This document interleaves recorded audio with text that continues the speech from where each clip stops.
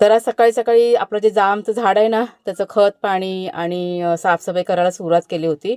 एका ताईंची कमेंट होती की जामच्या झाडाला तुम्ही कोणतं खत घालता? तर आम्ही शेण आणि राख याच्याशिवाय या झाडाला काहीही घातलेलं नाही आहे. तर थोडीशी माहिती तुम्हाला या व्हिडिओच्या मार्फत देते मी.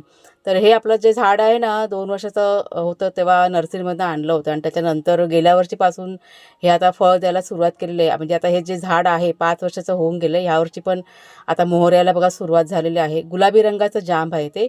शेणखत आणि राख आणि पाणी या झाडाला मात्र रोजच्या रोज द्यावं लागतं. म्हणजे माती जी आहे ना या झाडाची ओली म्हणजे असायला पाहिजे तरच हे झाड की नाही छान याची वाढ वगैरे होते.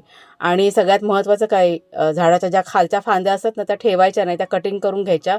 आणि झाडाला आम्ही बघा चुना पण लावलेला आहे. हा जो चुना आहे ना त्याच्यामुळे मुंग्या, किडे वगैरे चढत नाही झाडावरती. तर अशा प्रकारे बघा या झाडाची देखरेख आम्ही केलेली